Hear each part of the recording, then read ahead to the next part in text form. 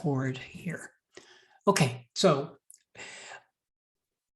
what we want to talk about today is the basic kind of editing or the building of our file from scan to print. Now we have our print, which is the lumenprint, which is on silver-based paper, and we're allowing it to dry. We're going to flatten it, and then we're going to bring it into the scanner. And then we scan it, and that allows us then to work on it in the digital world. Working on it means that we're going to push and pull some of the values and tones in such a way that allows us to achieve a certain look, a certain print. And in the end, then we will output it back out into the real world using a pigment-based ink printer. So I'm going to go ahead and share screen. I see Amanda keeps coming on and off. Maybe she's her file. Oh, good morning, Kaiten. Good morning. Hello. We're talking about Photoshop a little bit. I'm just about to share screen here. So screen share.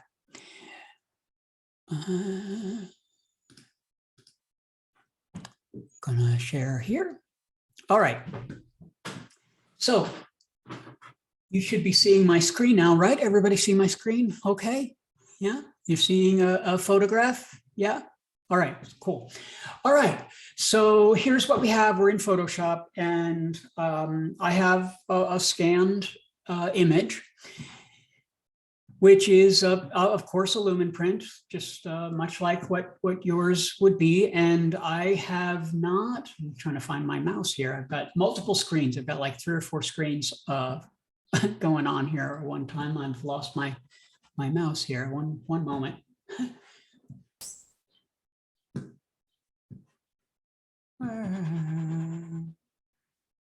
My goodness. Oh, there I am. Sort of. There I am. Okay. Sorry about that. That's what happens when you're working with like all these different screens. Okay. Just kind of getting things organized here so that I have some semblance of what I'm doing. Okay, perfect. Okay, so the first thing we want to do is we'll presume that you guys have scanned your image and you know what size that you're scanning them at. As I mentioned before, we want to think about our output right away when we're working with Photoshop, because Photoshop is a raster-based program. And what that means is that we need to know exactly what the output is. So if we are meaning to have our images printed at 8x10, then we need to prepare our photographs when we scan them so that they can be output to 8x10. So for instance, if our negatives or our lumen prints that we have are 4x5 inches, and we want them to be 8x10 inches, then when we scan them, we will want to scan them at twice the resolution that that we normally would be. The resolution for printing is 300, as we talked about last class. In the scanner is preset to 300, which is print resolution. If we want our images to be bigger than that, we have to increase the resolution. We have to go from 300 to 600 to double the resolution. In other words, making the image possible for enlargement. If we wanted it even bigger than that, we'd have to increase it even more so, and more so and more so. The bigger it is, the longer it takes to scan. I think we all decided we wanted to have our images at 8x10. So when you do your scanning, you're going to scan at 600 DPI. So once you do that and you bring it into Photoshop, you're then going to need to adjust that back to the 300, because you want to be working at the right resolution, or at your output resolution, because the filters and the tools you're using are based on, and the settings that you're using will be based on the resolution or the DPI. So if you're working at a really random resolution, your filters and all of your settings will be sort of randomly different. So if you're working on one file and it's 600 DPI and another file and it's 300 DPI, your settings will all be different from file to file. So if you want your file settings all to be consistent, you want to work with a consistent resolution. This is all about printing. When you take printing out of the formula, resolution has a lot less to do with it. The DPI, that starts to go away, and you don't have as much to consider that as much when you're only talking about on-screen visuals. However, we're talking about printing, so we do have to consider it. So we're going to go to image and image size first. That's always what we do with Photoshop files, is we want to inspect the file regardless. And as you can see here, I have scanned this. This is at 1200 resolution right now. And that's specifically because I know what size I want this print to be, which is 48 inches. I want it 4 feet by 1.5 feet, 18 by 48. So I've specifically prepared this so that it will be 48 by 18. So I scanned it at 1200 resolution, and you can see it is 4.5 by 12 right now. So normally you might, when you open it up, it might show like this with resample checked like that. Now, when you open yours up, it might say 600 by, you know, whatever the resolution, whatever the size is of your print, which should be close to 4 by 5. So what you'll do to change that to the proper resolution is going to be to uncheck the resample, because we don't actually want to resample the image. If I keep resample and I were to change the height, what it's going to do is it's going to change the height and hold the resolution at what it is, which in this case would give me a 48-inch print that's at 1200 DPI. That would be massive. That would be a huge, huge print, because it's like these tiny, tiny dots. Think 1200 pixels crammed into 1 inch. That's a lot of pixels, way more than I need. So I don't need that. What I want to do is take those 1200 and spread them out actually over 300 per inch, because I have that latitude. They're so tiny that I can actually enlarge the pixels. So what I'm going to do is uncheck resample, and I'm going to change the resolution from 12 to 300. Why am I able to do that? Because 300 pixels crammed into 1 inch is still small enough to fool the eye into believing that it's a photograph. Okay, so 1200 packed into 1 inch is really tiny. 300 packed into 1 inch is still really tiny. By enlarging 1200, taking all those pixels and now making them, instead of 1200 per inch, now I've made them 300 per inch. What's happened is those pixels are now 3 times bigger or 4 times bigger. They're 4 times the size they are. So now they're spread out over more space, which means now that 12 inches is now 48 inches. The reason it will still look like a good photograph is because originally those pixels were so tiny. Now that they're 4 times bigger, they're still tiny enough to look good. You're always going to want to maintain a consistent resolution though. And I want everybody to be working with 300 DPI. I happen to work with a slightly different DPI when I'm working on my own files, but that has to do with something very specific, which I won't confuse you by getting into that. But I work with a slightly different DPI when I'm working with my files. But suffice it to say, you guys will work with 300 because it's a good round number, and it is appropriate for the printing process. So uncheck resample and you go to 300 on DPI. We say okay. It doesn't change anything about the image other than the size of the pixels, because you can see it took no calculation by the computer. My laptop didn't have to do any thinking about that, because all I did was rearrange the scale of the pixels. Now you can see I've got an image that is at print resolution. Okay, so that's the first thing. Now I've got this image and I'm going to start to edit it. First thing I want to do is inspect the color because I want to know what colors I'm working with here, because I have this and it's kind of toned down, you can see, and this is what you guys would normally see, but I want to exaggerate the colors just so I can see them a little bit better. And this will be the first step that I'm going to ask you guys to do.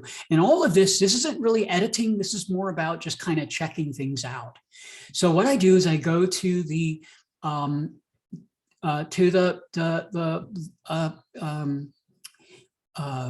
pull down menu here, and then I'm going to go to hue and saturation and choose a hue and saturation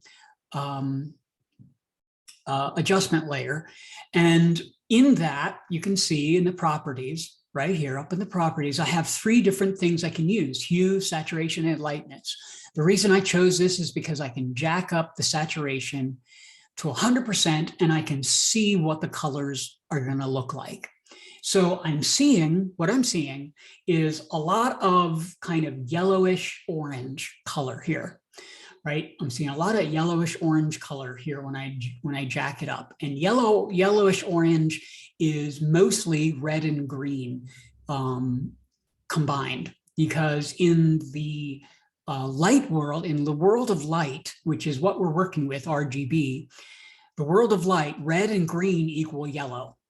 And so a little bit more red gives us more of an orangish, a little bit more green gives us a little bit more of a kind of a pale brownish color. But suffice to say, brown and orange and yellow, those are all made up of red and green, believe it or not, when you combine them. So yellow in light, if you take a red light and a green light and cross them together, you get yellow, believe it or not. It's kind of a cool phenomenon when you actually see it. So what this is going to tell me is that if I want to modify things, I would remove blue, which is blue is the color that is going to add darkness to the image, because that's the color that ain't in here. So if I want to remove stuff, I can remove blue and it'll tone down things.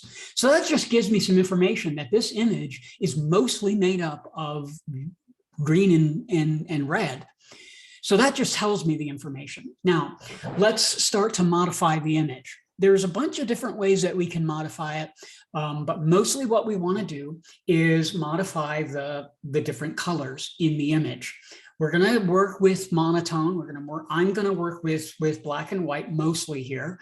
And so what I'm going to start to do is work with what I consider to be, and what most others consider to be, the most advanced tool in order to modify the tones and the values. And that happens to be to break up all of the colors into their specific channels. So all 3 of these colors, all 3 of the image is made up of all 3 of these colors: red, green, and blue. And so it's made up of this mixture of these 3 things. So if I want to modify those 3 things, then I would go to something called the channel mixer. So if I choose the adjustment layer pull down and I go to channel mixer, what I will get is this pull down here, okay? So I'll get this pull down here. So here's channel mixer right here. And in the properties, which is where the controls are, I get channel mixer. And you can see the output right now is set to red. I can choose green, which says 100% green, 0 red, 0 blue. And I can do output blue, which is 100% blue. So it's just showing me the output for red, the output for green, the output for blue, and which is logical, right? Output for blue would be 100% blue. Output for red would be 100% red, and so on. Right? So what I want to do is modify each of these colors individually. And the reason I want to do this is so that I can pick each channel, each little color, and start to play around with them. Now, we started to do this when I was demonstrating the how to do the desaturation in last class, where we did the curves, remember? And I went into the channels and I started playing around with the red, green, and the blue curves. Well, here what we're going to do is we're going to balance the image. We're going to play around with the values and tones, but instead of playing around with them with a single line, we're going to work with each channel, with each color, and move them individually. So we're going to have not one, not two or three, we're going to have 9 different controls to be able to work with in order to balance the image just right. So here's how it's going to work. I've got the channel mixer set up right now. And what I want to do is I want to set up a red, a green, and a blue control for myself. Now, all this, what we're doing is we're setting up a tool. We're inventing a tool here, and I'm showing you how to create a custom tool. This doesn't exist in Photoshop. We actually have to make this tool. This is a pro tool that we're creating. And this is what pros do. We make tools. We take all of the things in Photoshop and we create our own tools out of them. So this is not something I invented. This is pretty common that other Photoshop experts use. So what I'm going to do is I'm going to create 3 channels. All of them are going to be black and white channels, but each of them are going to represent the different colors of the image: red, green, blue. So the first one's going to be red, which is red output channel. We'll call it monochrome, which is going to be, turns it right into the gray. Okay. So we're going to check on monochrome. I'm going to call this one red. Instead of channel mixer 1, I'm going to say, make this red. I'm then going to set it to 100% red, 0% green, and 0% blue. So that tells me that this is all red. So it only has red in it. The next one I'm going to do is going to be, you guessed it, it's going to be just blue. And in that one, we'll again make it monochrome.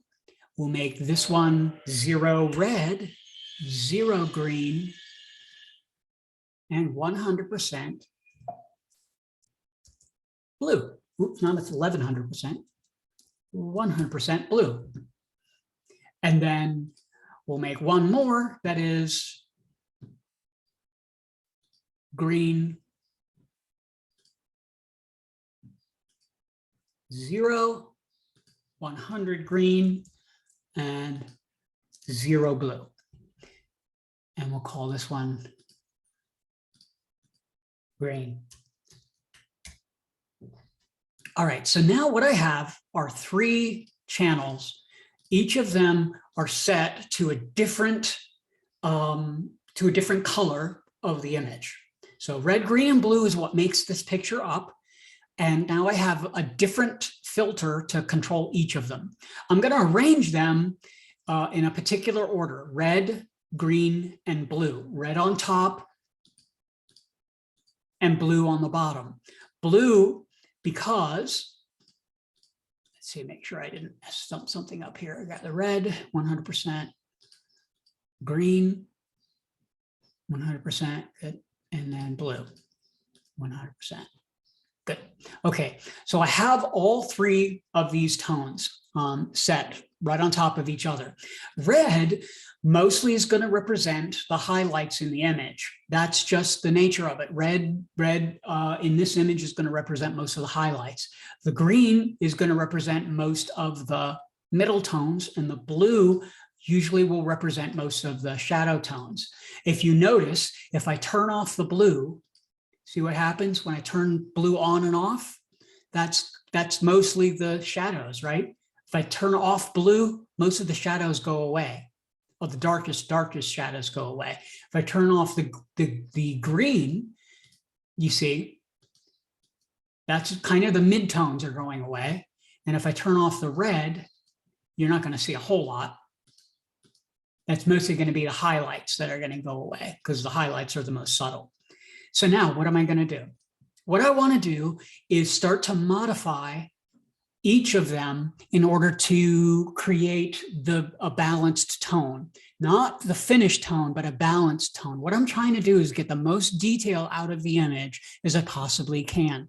Think of this like eking out as much flavor out of it as possible. I'm not trying to make it the finished print yet. What I'm trying to do is pull out as much detail and as much value as I possibly can. In fact, the finished thing I'm going to do at this step might very well look a little bit more flat than normal. It might not look as punchy and as beautifully contrasty as we might want the finished image to look. So first thing I'm going to do is work with the blue. And the reason I'm choosing that, you sometimes would work with some of the others, but the reason I'm using blue is because the blue is overwhelming the image quite a bit. I think everybody can agree. The blue is really kind of hitting the image pretty hard. So I'm going to start with the blue. And what am I going to start with? How do I know what is what's good, what's not good? I need something, right? I need something to go off of. I could use my eyes, but wouldn't it be better if I had some other kind of measure? Well, we do have some other kind of measure. And here's another set of parameters that you can start to work with.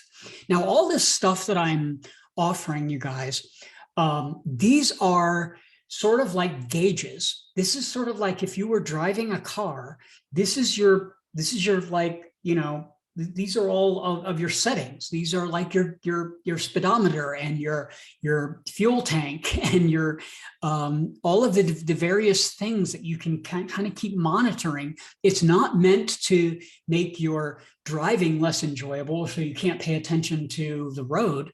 It helps you to understand how you're moving and to make sure you're doing it in the right way. So all of these settings that you're putting together aren't what the editing's about, but it helps keep you calibrated so that you can repeat what you're doing and so that you know that everything's going to be consistent. So first thing we did was set up the RGB, right? The channel mixers, because we're going to be playing with those. But we need to know when we start playing with them what we're looking for. So we're looking for two different thresholds, the threshold for the highlights and the threshold for the shadows. We need to know how bright the highlights need to be and how dark the shadows need to be. Because if the highlights are too bright, then they'll look blown out, they'll look too white and they won't have any detail, or they'll be muddy and they won't be bright enough. And then the shadows, they'll either be too dark and they'll just look like flat and dark and they won't have any detail at all, or they'll be gray and sort of washed out and they won't look vivid at all. So we don't want either of those scenarios. We want shadows that are dark, but not too dark. We want highlights that are bright, but not too bright. So how do we know what's bright but not too bright, or what's dark, but not too dark? Well, we have numbers for those. For the highlights, we have the number 244.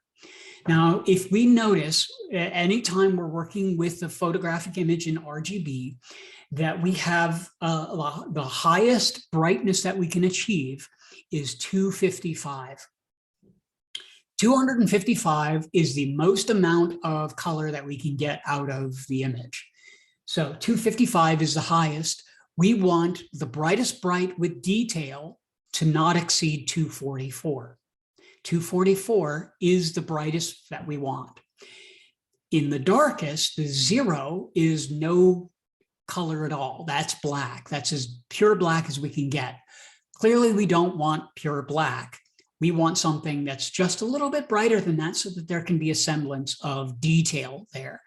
So the darkest dark with detail that we want is about 5, the number 5. So 5 and 244 is about where we want to be. So what we'll do is we will set those for ourselves. So I'm going to go ahead and turn off our channels and make some decisions about where those things need to be. So I'm looking at the photo here and I'm thinking, where do I want the brightest bright to be? Where do I want the brightest part of the image to be? Not where is it, but where would I want it to be if I had a choice? So I'm thinking maybe the brightest bright would be somewhere right in here, because this is already a pretty bright area. There are other areas that are pretty bright. They're over here. That might not be where I want the brightest bright to be. Maybe I want the brightest bright to be somewhere right in here. So I want to identify this area right in here to be no brighter than 244. Is this making sense so far, what I'm saying? Yeah? Okay. And so now I need to decide where I want the darkest dark with detail. And so again, I'm looking at the main area right here. I have these spaces over here where sort of like the stars. This is, by the way, where all the dirt and sand is. I have down here, this is a pretty dark area. Maybe down here is where the dark with detail here, right in here. Because if this turns black, this turns super dark black, that'll be a problem because it's right close to where the highlights are. And if it gets too dark down there, then that will be a real problem. So right here is where the darkest dark should be. And right here is where the brightest bright should be. All of that's based on what I want, not necessarily where it actually is. So what I'll do is I'll come over here and I'm going to choose something called the color sample tool. Now, all these tools have different things. You got the eyedropper, you got 3D eyedropper and all of that. Color sample, what it does is when I choose it, I can come over and click on any part of the image and it will tell me what value that pixel, basically what that range is. So if I check it, it's a tool and I have choices about what I'm going to be choosing. As you can see up the top here, it shows 3x3 average. I can just do it a single pixel if I want or larger. 3x3 is about right. So it's 9 pixels, 3 pixels this way, 3 pixels down. So it's a total of like a 9 pixel tic-tac-toe thing. So it's large enough to be a general average. So I'm going to come down and I'm going to say right there.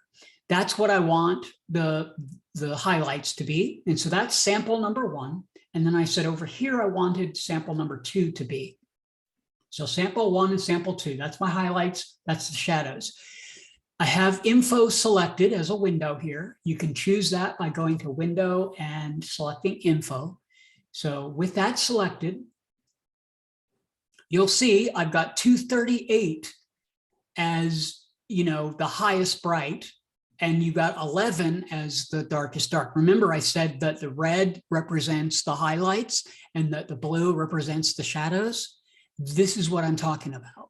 See, 238, 11. So naturally in a color photo, red is going to be the brightest bright and the blue is going to be the darkest dark. It's usually how it works. So 238, which means this isn't actually bright enough. If I were to just take this and print it, the print would look a little bit muddy. It wouldn't look bright. You wouldn't think that by looking at it, but it is. And also this image right here isn't quite even dark enough. It's set at 11. So it's not the darkest dark that it could be. So it's not even rich enough to be as rich as it possibly could be. Now, when I turn all 3 of these on, you'll see what happens. Now, when I turned all 3 of those on, look what happened to these numbers. Now, instead of it saying 238, now it says 185, and it says 11 all the way through. Now, what is that talking about?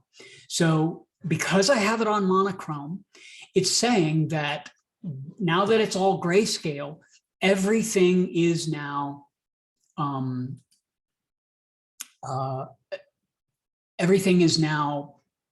me turn that back on.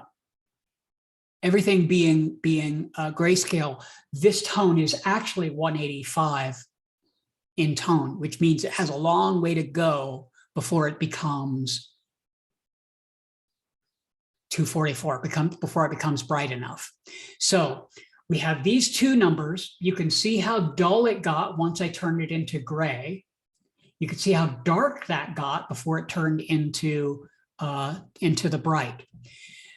Now you can see as soon as I turn any of these things off that it starts to modify what the numbers look like. So you can see that it does affect and change how the numbers look as I turn these things off. So I will be modifying them that way. Okay, so let's start working with these sliders. And that's all it is working with the sliders. So we're up on red. I'm going to choose the red and I'm going to start to work out some of these values and tones. So with the red, I mainly want to kind of just start brightening up the image. So what I need to do is I need to first tone down the red channel just a little bit. And then I'm going to start to punch up the green just a little bit here. And I'm going to tone down the blue. Actually, let me turn the blue off down here, as I said before. And basically now I'm just using my eyes and I'm using the numbers to kind of calibrate what I'm looking at. And I don't have to get there. You see, now I'm at 254 by setting these three numbers at what they are right now, right? If I keep going up, see how this number isn't getting any higher, everybody? It's hard for me to know if you guys are seeing it because all I see is your names, but 255 is pegged. So meaning it's as bright as it's ever going to get. It's not going to get any brighter. It means it's too bright right now. So if I tone this down, you'll see now it's fluctuating. So if I pull it down to 245, now it's getting closer to the threshold of where it needs to be. I'm saying closer because you can see also that the total here is 111, meaning that is actually I've oversaturated with tone and value, which isn't a great thing. I want to keep it as close to 100 as possible, which means that I'm trying to find a balance here. I'm trying to locate the balance where I can get it to be closer to the 244, but not quite having this too far above 100. I'm saying too far above 100 because it still can be a bit above 100, but I don't want it to be too far above 100. So there I'm playing around with red. I'm getting it to a little bit closer. It's still a bit above the 100, but I'm going to leave it there for now. And I'm going to jump down to the green, which is now there. And you can see it's reading at 221 on this channel. So I'm going to tone that one down and pull this one up and pull this one up. And this is the work. I'm spending less time looking at the image itself, and I'm really looking at the numbers. You ever hear about how people like a flight navigator can fly a plane without windows? Like someone who knows like the gauges, has a compass and an altimeter, could fly from New York to Los Angeles without ever looking out the window.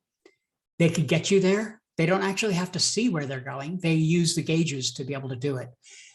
A good editor using these numbers could, knowing exactly where these things are placed, could edit a photo, at least in terms of its values and tones, and never actually look at the photo itself. You could actually place those tones just where you need them to be and know that they're placed properly based on just those numbers. That's no fun, of course. And that's not the point here. What we're doing is we're just calibrating. We're in fact just creating a baseline right now. And that's all I'm doing is just creating a baseline. So that's about right, 220, we're at 102. Now I'll come down to the blue, which is gonna make it real dark. Turn that on, and we're gonna tone down the blue. See how what I'm doing, I'm taking it out, and so that making the blue really, really dark. But now I'm gonna bring it back up with the green. And I'll bring it back up with the red.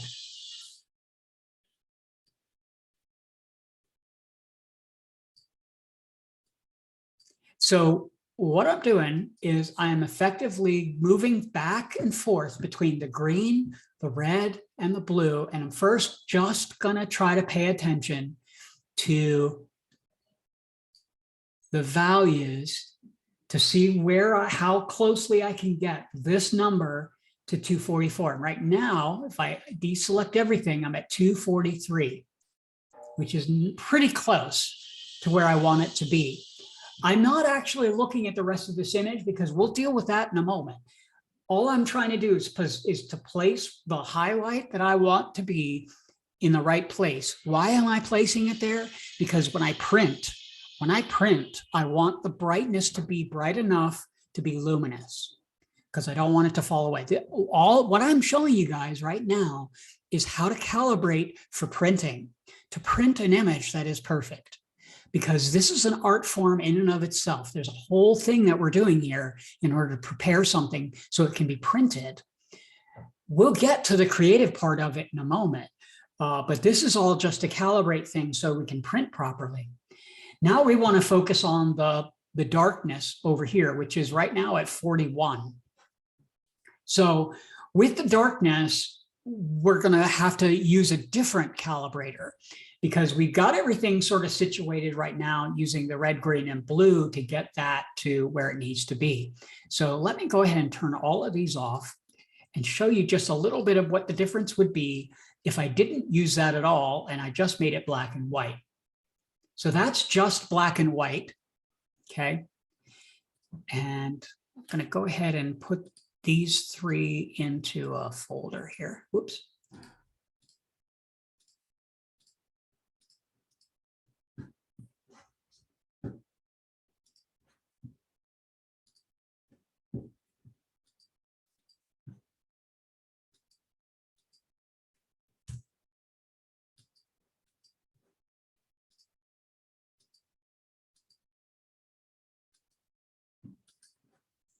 Okay, what's happening? Here we are, Photoshop.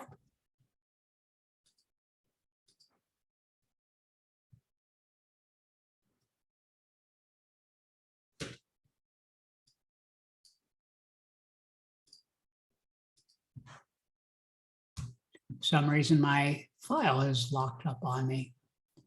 1 second here, guys.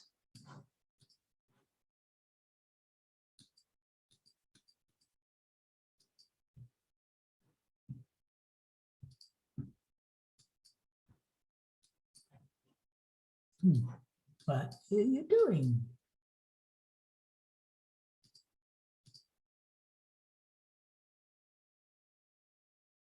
Okay.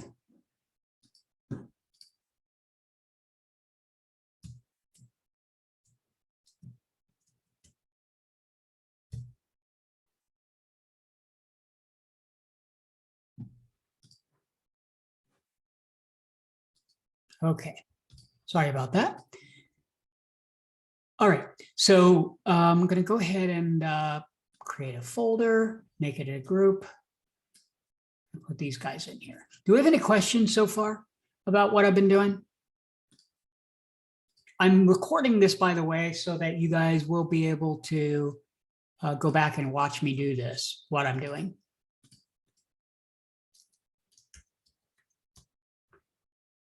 No, not yet. Hopefully I'm not. Hopefully there's no questions because I'm making sense and not because I'm totally confusing you. Okay, so this is just black and white if I just turned it black and white. And then this is the channel mixing.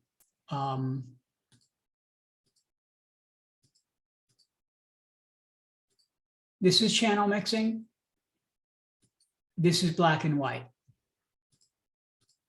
Okay, so it's a real subtle thing. So basically all I did was I calibrated the highlights on here. And so now the next thing I want to do is start to work with the values and tones, which is the shadows and then the brightness of the highlights and the tones and the texture. So I'm going to spend the next couple of minutes basically just working on that. So again, are there any questions about what I did here with the channels? Why I would be working with the channels at all? Okay, so let's go ahead and start to work with the values and tones. So we're going to work with two different areas now. We're going to, again, work with the highlights, and we're going to work with the shadow areas. So the highlights and the shadow areas, and both of those we're going to use the curves to do that with. So we'll start off with the curves, and we're going to work with the highlights.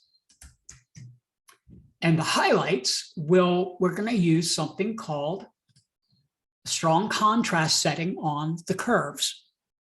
And so what this does is it pops all of the highlights here in such a way, as you can see, it gives a strong contrast on the highlights. Now, yes, it does brighten the area that we just corrected to 252, which we can correct. Notice here, it changed what I just fixed, right? You guys notice that? How now when I turn it on and off, that it changes it to 250, 252. I can correct that back down again. And actually, let me bring some color back into the image as well. There we go. Bring a little bit of color back into the image so we have something to work with here. Okay. So I've got this now highlights, and I'm going to want to decide what area do I want the highlights, what area do I like where the highlights are exaggerated in this way? In other words, where do I want this sort of extra punch to happen? So I'm looking at the image, and I'm only looking at where the brightest brights are, because if I turn this on and I have the darkest darks, it's making all the darkest darks look too dark, basically. So the highlights areas, the highlighted areas are like right in here that I kind of like. Maybe this area right in here kind of looks pretty good where the flower is. Maybe some areas down to here looks pretty neat. When I turn it on and off, I'm just basically looking at those areas and going, where do I like it? Where do I not like it? Where do I like it? Where do I not like it? Kind of like it over here, kind of like it right in here. Those areas. But how am I going to remember any of that stuff, right? I mean, I can like turn it on and off and I can remember it. Well, my idea is I want to isolate it, and I only want the effect to happen in those areas. So what I first need to do is be able to take some notes as to like, what am I seeing and where do I want to have, where do I want to like keep these things? So let me show you a way that we take notes, basically how we can decide to keep something. And this will be the last thing that I'm going to show you today, because again, I don't want to overwhelm you with so many things to do that you forget. I always try to remember that the stuff that I'm showing you right now that is just facile to me, things that I just do, are brand new to you, that you have never heard some of these things before at all. Things that I'll just intuitively do, I'll just do very quickly, that have taken me 45 minutes to show you, I would have done in about 5 minutes, just quickly done. So I want to make sure that I'm not overwhelming you with too much information. I want to slow step you into this stuff so it actually sinks in, so that it isn't something you're just doing because I said it, but you're doing it because you understand what it's for. Okay, so what we're going to do right now is called an image map. And so image map is a fancy word for blank layer with drawing on it. So what I'm going to do is create a blank layer right here. I just hit plus, which creates a blank layer. Why am I making a blank layer? Because I want to then grab the paintbrush and make it a really funky color. So I'm going to choose like some neon green color so that I can see it really well. Make the brush real small so it becomes almost like a pencil. And then on this blank layer, I'm going to turn on and off the mask of the highlights, and I'm going to identify the areas on the highlights that I do like. So right now it's turned off, now it's turned on.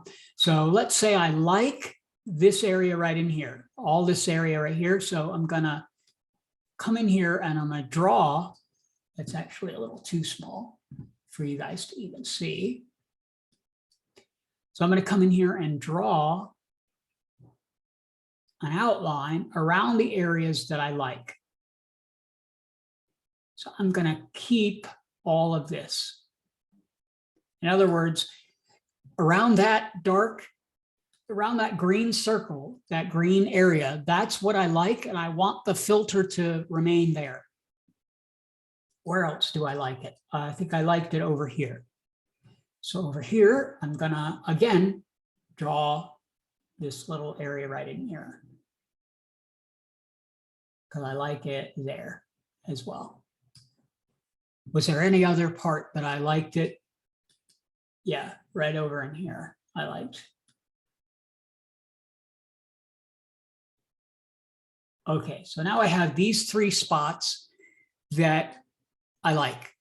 So now what I mean is that I only want the highlight, kind of what I just created here, highlights, to exist here, here, and here.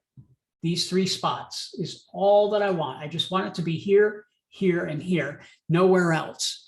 Now, I showed you guys before that if you paint onto a mask and you paint it black, then that's going to make it transparent.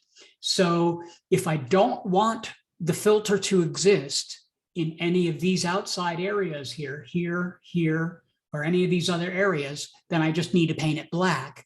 Well, you guys can see that most of the filter I want black. So instead of going around and trying to paint the whole thing, I can choose the paint bucket tool and just fill the whole mask with black. So when I do that, I click, you'll see the whole mask disappear. So watch, click. Now the whole mask went away. The reason the whole mask went away is because I turned it all, I filled the mask with black. Now when I come back to it with the paintbrush, I'll increase the size of the brush again now, so it's a bit bigger. And I choose white, and I start to paint. I'll be painting the mask back on to the image. So I'm going to choose opacity 100 and flow 100 because I know that I'm just going to be painting it back on again. And you can see what I'm doing is I'm painting the effect back onto the picture. Now there is a way that I can see even just a little bit better what I'm painting and what I'm not painting. And that is if you look down at any keyboard, if you guys are in front of a keyboard and you find the letter P on the keyboard and you go over 1, 2, 3 keys to the hash mark, the backslash mark. So you go past the brackets into the backslash and you click on it. That's going to be what's called the quick mask, and it's going to show you this red thing that I'm toggling back and forth. So it's like flipping a switch. And so when I do that, it allows me to see the red. The red means that there's a mask on it. The white means that there's no mask. So what I'm doing is I'm effectively painting away the mask, making it so that there is no mask, meaning you can see the filter. So the red means mask. The image means I can see what I'm doing. So there's that. Then I wanted it over here. The reason I made that all the, the little circles is so that I didn't have to remember exactly where I liked it. I would remember, I would be able to instead just come over here and do the general work right now of identifying these areas. All I have to do is this right now. Wabam. Maybe I'll make this like that. Okay, so now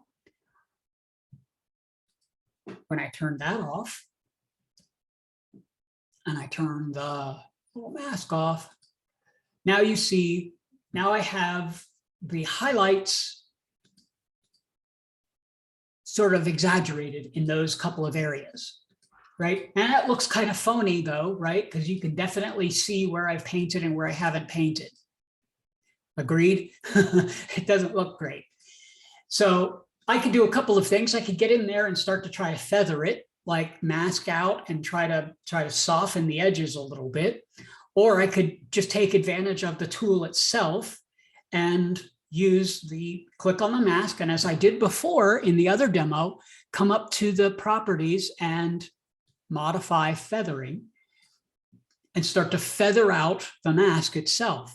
So I'll toggle back the red and start moving feathering up, and you'll see what's happening on the edges here.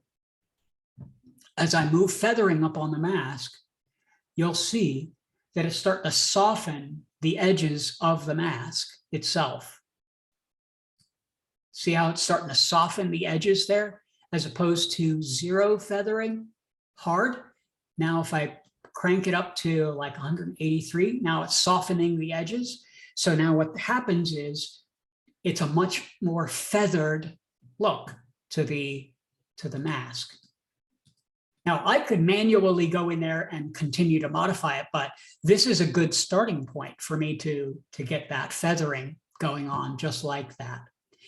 The next thing that I would do would be to work on the shadow areas in a very similar way. I would start to modify the shadow areas in that way. And that's what I'm going to show you next. And then we'll move into some other filter, which is going to work with actually creating light. I'm going to start to work with modifying lighting. But that's basically where I want you guys to start off with. That is I want you guys to scan your stuff today, or at least get to the point where you're ready to scan them. I want you to get your stuff into Photoshop, and I want you to get at least to this point where you have your stuff ready to start to edit, which means you have them in here, you have them at the right size, so they're at 8x10 and 300. You have them, these 3 channels set up, and you're working with those channels. We could do it another way, but there's a reason I want you to work with the channels to set them up that way. And it'll be in the future, you'll see why I had us working with this more advanced way all to begin with. So I want you to set up these channels and to start working with it in this way, so that by the time we are working tomorrow and I'm working more with the highlights and working with the shadows and getting it pretty much over the hump to ready to print, you'll be ready to follow along from there. All right, so I think that's enough. If I keep going even further, it'll just be, again, too much for you to process all at one time. So, there are any questions? Now, I see some of you are, I don't have no idea. I see Kate, looks like you're at your place. So the rest of the time, as I put in the note, is ready for you guys to be working on finishing out your lumen prints, flattening them in the studio, and scanning them and getting them ready. I did, however, I'm going to grab these real quick.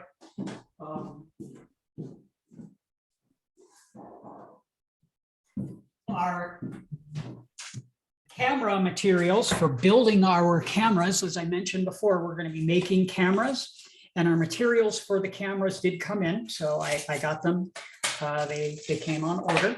So what we have here are what look like little Altoid boxes. They're little pieces of little metal boxes that we'll be using. They have sliding tops to them.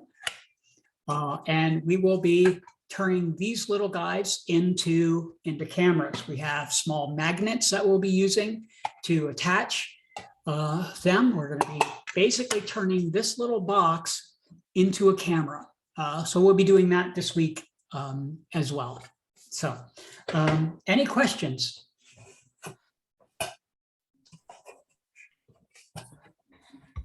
No. What day are we going to make the cameras? Probably Wednesday. Okay, perfect. Start making them on Wednesday. Yeah. It's really super simple to make them.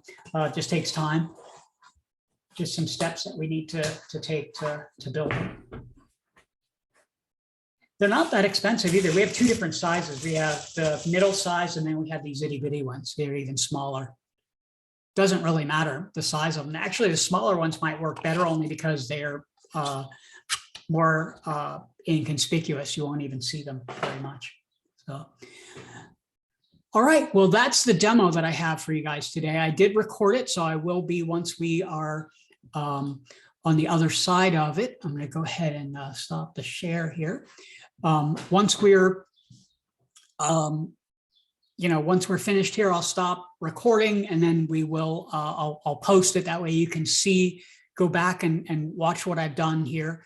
And then I'll clarify some more on another demonstration, kind of stepping us forward.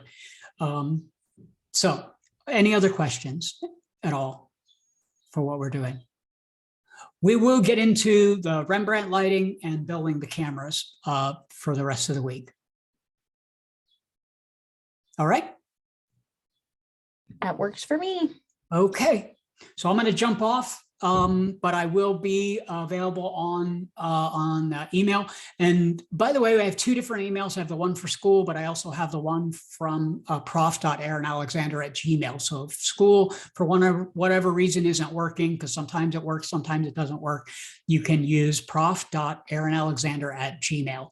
And that one always works because Gmail never goes down. At least I've never experienced it going down. So, all right.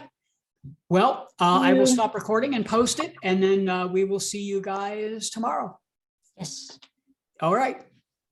Thank you. Bye.